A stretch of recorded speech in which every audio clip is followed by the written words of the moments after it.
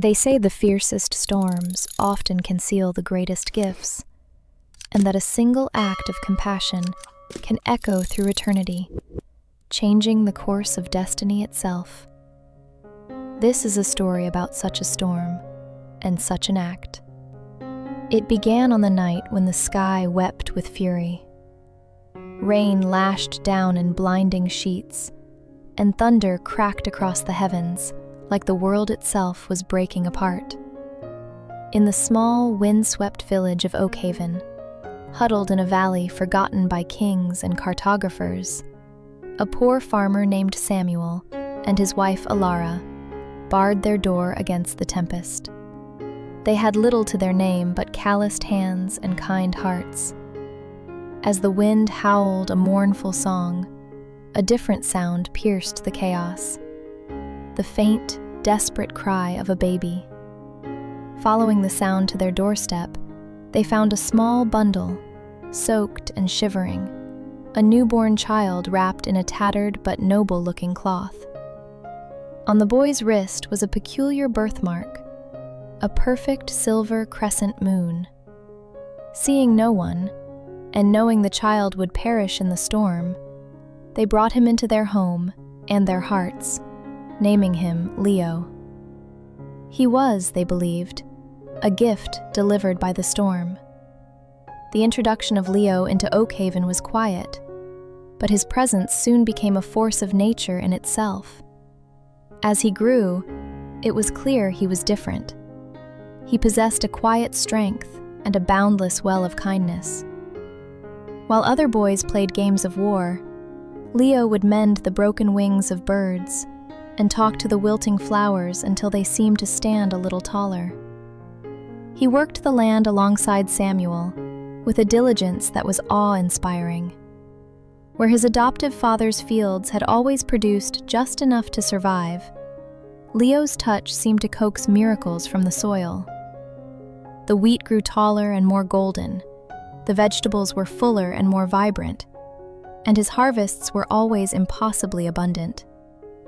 He worked from the first light of dawn to the last glimmer of dusk, not with grim determination, but with a joyful spirit, humming tunes to the earth as he tilled and planted.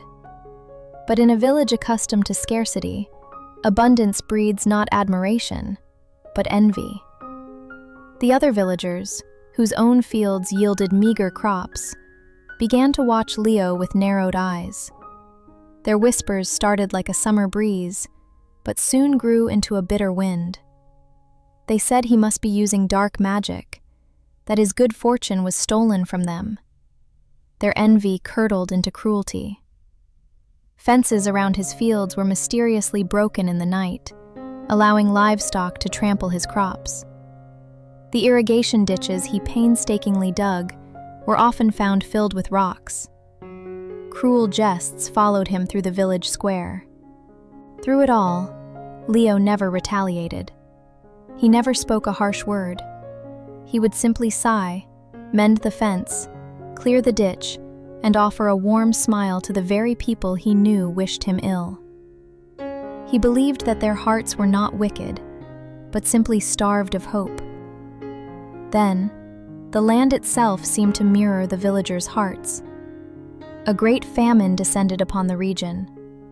The sun beat down with unrelenting fury, cracking the earth and turning fields to dust. Rivers shrank to muddy trickles. The villagers' already poor harvests failed completely, and the specter of starvation loomed over every home in Oakhaven.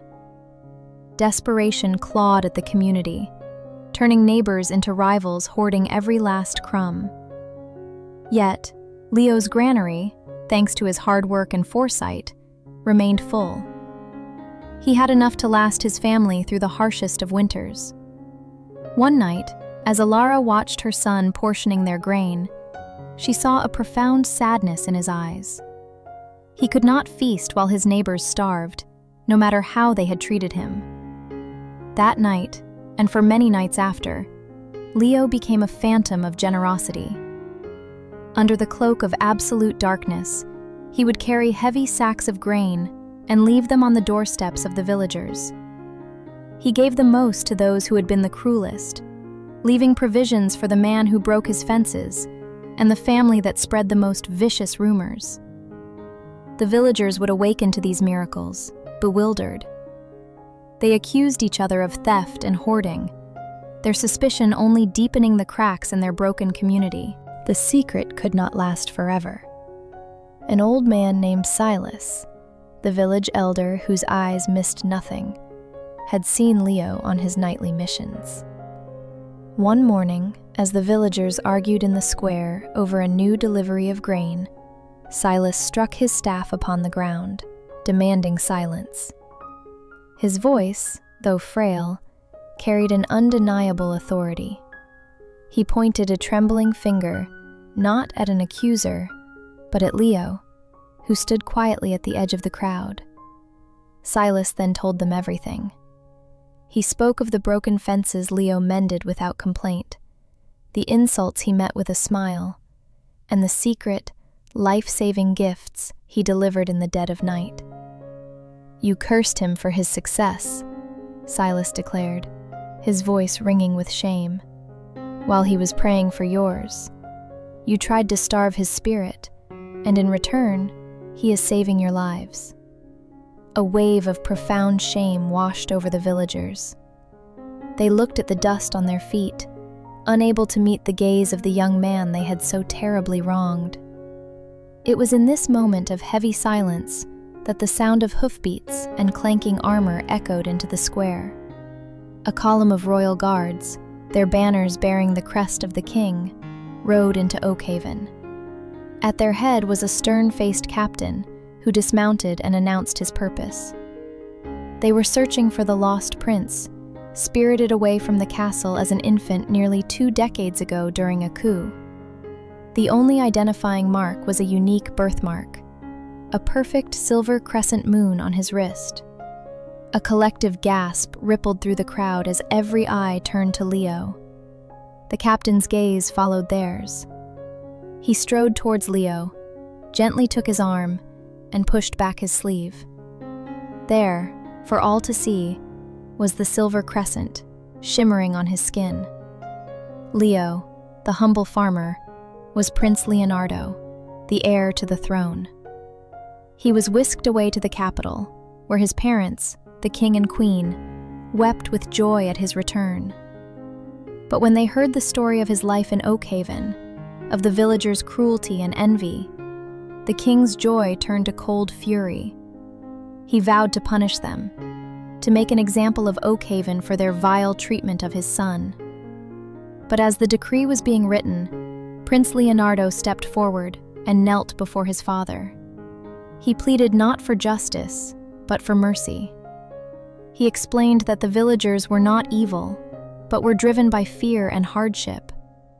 He argued that true strength was not shown in punishment, but in forgiveness, and that building a better kingdom started with healing, not retribution.